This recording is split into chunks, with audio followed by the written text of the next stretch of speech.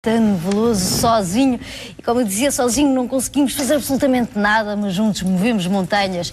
E o próximo projeto em estúdio fala exatamente da aproximação dos jovens, dos alunos e desta vertente académica, bem, da história de referência, pelo menos em termos artísticos. Isto porque está a decorrer a Semana da História da Arte, a sua primeira edição a acontecer no ISAL, e vamos falar com quem organizou este evento. Tenho que falar aqui primeiro com a diretora-geral do ISAL, obrigada Sancha Campanella por cá vir, e um elemento docente de História da Arte, Diogo Góis, um apaixonado nato pelas artes, inevitável e também artista per si. Grata por cá virem. Portanto, neste momento estamos na primeira edição, não podemos fazer comparações com edições anteriores, mas ninguém vos pode tirar que são pioneiros nesta aproximação, não é?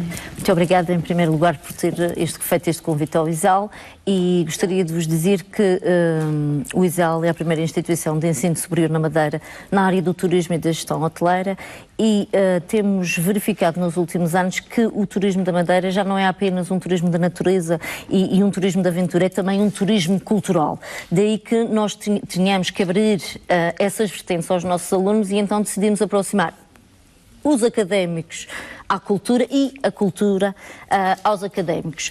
O Dr. Diogo é o mentor deste projeto, porque de facto é um expert na História da Arte, e trouxe-nos esta ideia de fazermos a primeira Semana da História da Arte na Madeira. Efetivamente não é só uma semana, isto é um projeto que é bem mais que uma semana, porque tem, antes desta semana, vários meses de estudo dos alunos a ir a estas instituições museológicas e galerias. Depois concentramos nesta semana os alunos a ir às galerias e aos museus desenvolver o projeto que o Dr. Diogo vos vai explicar, que no fundo é a apresentação por um aluno de um trabalho de investigação que se consubstancia num roteiro turístico e cultural. E depois desta semana ainda temos um longo percurso de trabalho com os alunos no aprimoramento destes trabalhos que os alunos vão fazer. As instituições de ensino superior têm que ser instituições abertas à sociedade civil, e como tal nós temos que ter sinergias. A universidade levar sinergias para a sociedade e a sociedade trazer as sinergias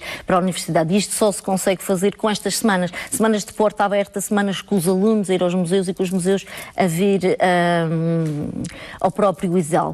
Eu não quero tirar aqui ao Dr. Diogo o protagonismo neste programa, portanto vou deixar ao Dr. Diogo que explique os objetivos estratégicos, os objetivos pedagógicos e os resultados desta semana de árduo trabalho. Começar consigo, não é? Porque, Diogo, nada seria possível se a Direção-Geral não aprovasse, não é? Mas a Direção-Geral aprova sempre projetos de alto valor científico e de valor acrescentado também para a região autónoma da Madeira, porque a Madeira também só cresce em termos turísticos se nós conseguirmos oferecer também qualidade no próprio turismo que nós oferecemos. E se os nossos alunos estiverem preparados para transmitir a estes turistas a nossa cultura, que no fundo se espelha também na nossa história da arte, todos vamos ganhar. Ganha o ISAL, ganha a Madeira. É verdade que uma sociedade sem cultura é uma sociedade inócua, sem alma, verdadeiramente, não é? E queremos pô-los a sentir e a percepcionar diferentes realidades. Diogo, como é que se consegue criar este afastamento da vertente teórica e pô-los a ir para a prática, a conhecer os nossos espaços? Deixe-me só desde já agradecer ao ISAL o convite e à RTP, e em resposta a essa pergunta é sem dúvida que o ensino da arte, como da história da arte, como qualquer ensino de uma disciplina, de uma unidade curricular, deve colocar o aluno próximo do conteúdo lecionado, e o intermediário entre a proximidade do conteúdo, quer seja teórico, quer seja prático, é necessariamente o professor. O papel do professor passa por aproximar essa teoria dessa realidade.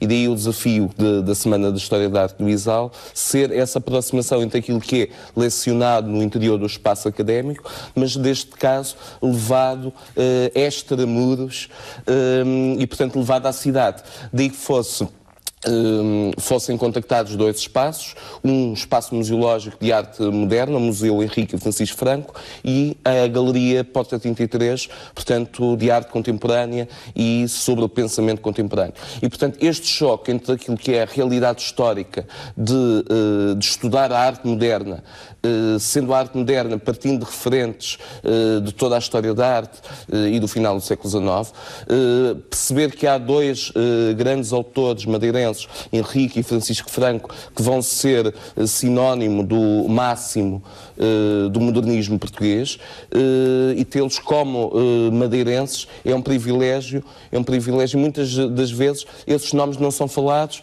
e essa proximidade entre nós madeirenses, os estudantes e os espaços museológicos, ainda continua a haver essa tal fragilidade de curiosear o espaço que está mesmo ali ao pé. Da mesma forma, a arte contemporânea.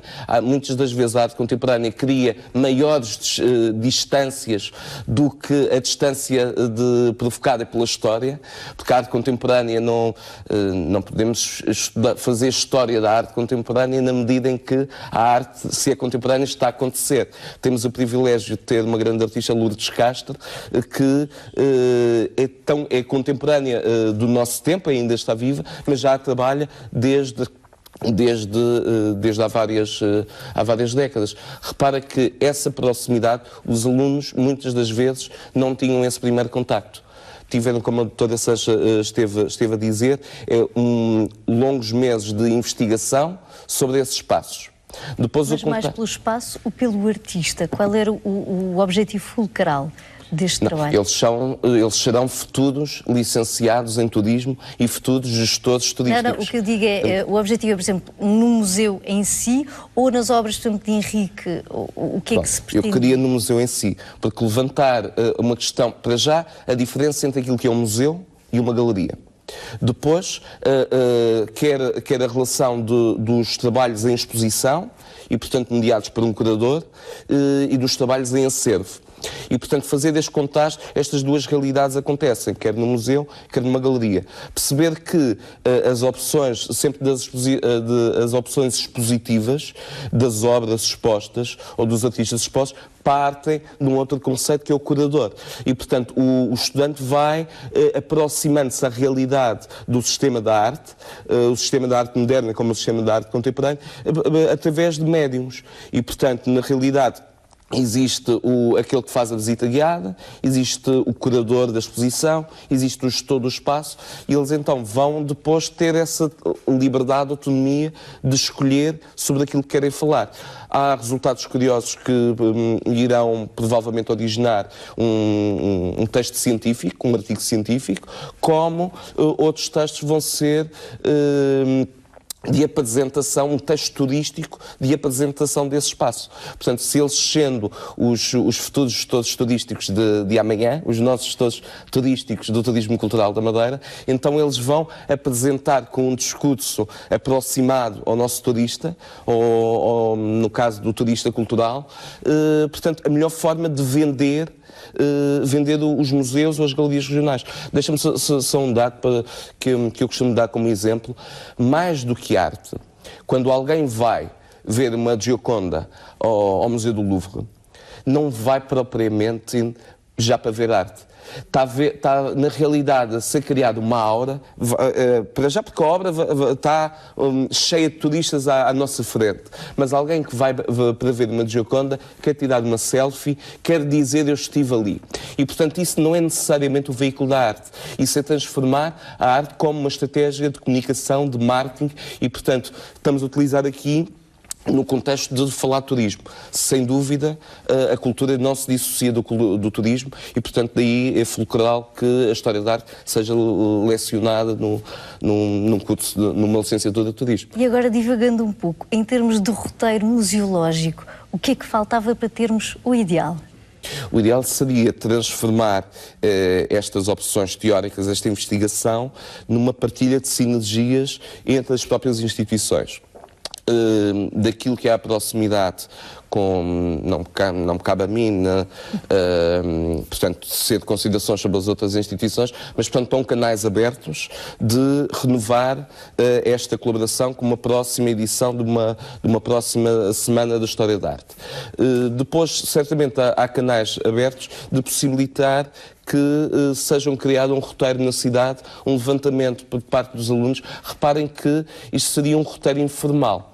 Quando às vezes as instituições se fecham, cabe à sociedade civil, cabe, neste caso, aos nossos próprios estudantes, bater à porta destas instituições e dizer abram-se um pouco à comunidade e, portanto, e à descoberta E o que eu achei interessante neste projeto é um olhar distinto, porque às vezes quando já entramos no mundo profissional, já estamos noutro formato e não apelamos a uma faixa etária específica do turismo, que se calhar estes jovens vão chegar. Pois. Com esta linguagem, com esta postura, com outras estratégias de marketing, de vender a arte, não é? Porque acaba por ser um discurso mais simples do que aquele que é aprendido nas aulas, porque as aulas são essencialmente técnicas, com conteúdos específicos, a terminologia técnica, e portanto eles vão adequar essa linguagem a um público em geral.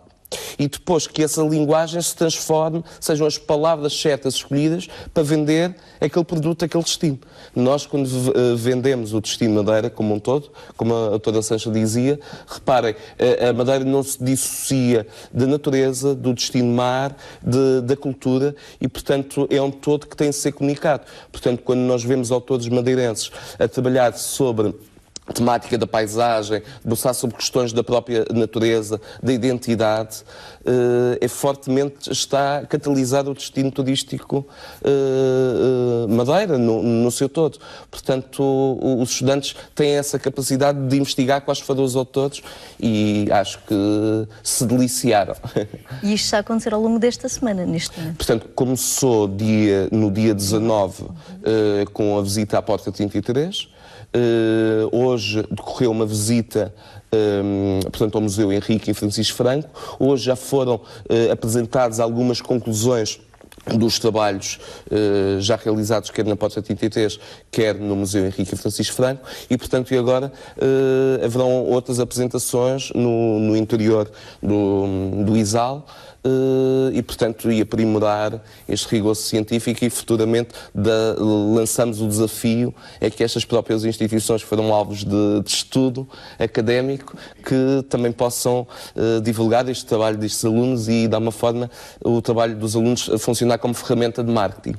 E por que não uma parceria com o turismo?